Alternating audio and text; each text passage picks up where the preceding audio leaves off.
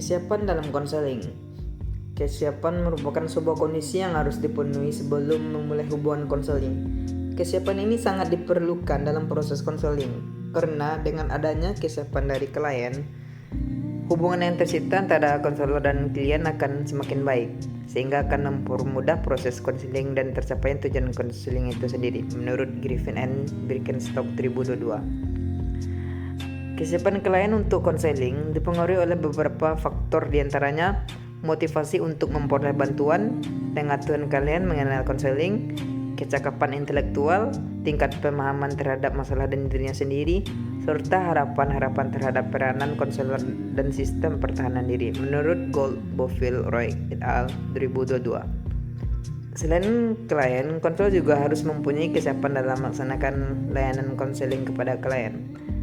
Kesiapan konselor yaitu mengenal permulaan wawancara, sebagaimana apa yang mereka pikirkan tentang pertanyaan-pertanyaan yang berkaitan dengan klien agar lebih bermakna. Hubungan klien dan konselor menjadi lebih produktif, atau membedakan kekuatan dan batasan antara klien dan konselor, dan menentukan data-data apa sajakah yang diperlukan untuk membantu klien dalam memecahkan masalah.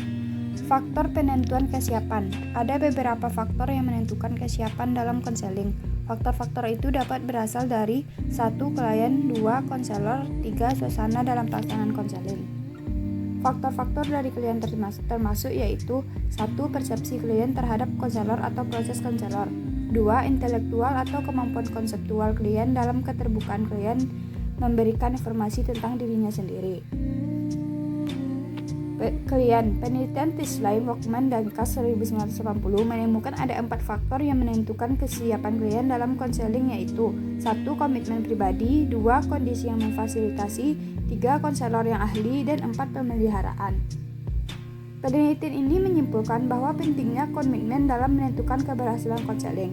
Komitmen klien yang tinggi memiliki kecenderungan prognosa yang bagus sepanjang klien itu mencurahkan waktu dan tenaganya terhadap proses konseling.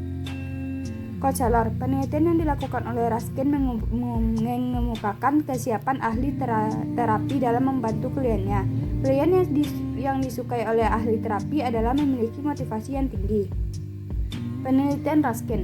Bersamaan dengan penemuan survei nasional psikoterapis yang dilakukan oleh Goldman dan Maldesom 1969, menemukan bahwa klien cenderung menjadi imajinatif, sensitif, ingin tahu yang besar terhadap tingkat pendidikan dan pekerjaan, dan sedikit menunjukkan kecemasan.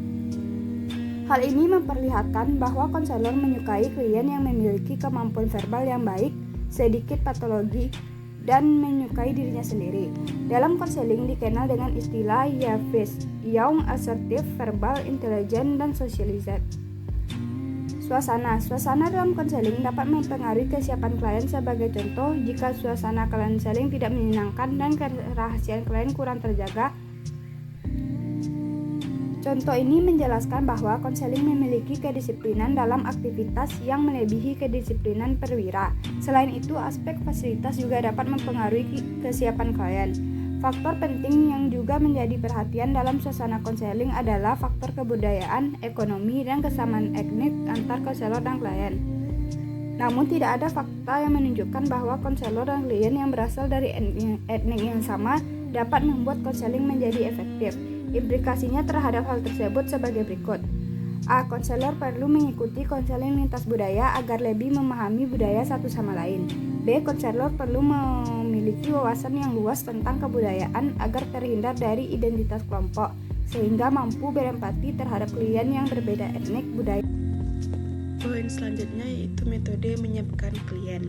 Metode dalam menyiapkan klien ini ada beberapa langkah. Yang pertama yaitu talking.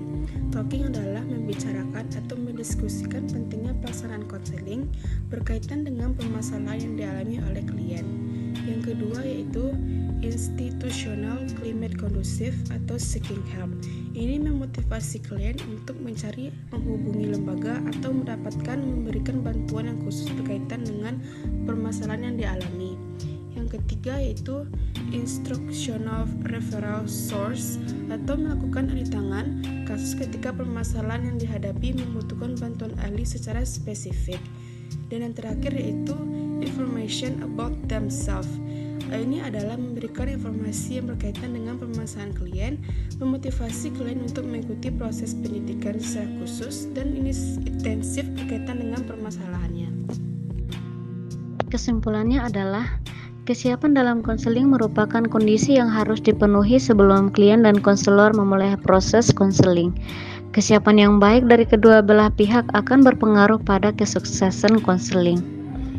Kesiapan dari klien, di mana klien harus siap untuk memulai konseling dengan memenuhi beberapa persyaratan seperti motivasi untuk mendapatkan bantuan, pengetahuan tentang konseling, kemampuan intelektual, tingkat pemahaman terhadap masalah dalam dirinya sendiri, harapan terhadap konselor, serta sistem pertahanan. Kesiapan dari konselor, di mana konselor harus siap untuk membuat klien merasa senang dan nyaman dalam konseling. Beberapa faktor yang mempengaruhi kesiapan konselor seperti keterbukaan dalam memberikan dan menerima informasi, kekuatan konsep kualitas pribadi, kemampuan membangun hubungan interpersonal, pengalaman, serta pelatihan.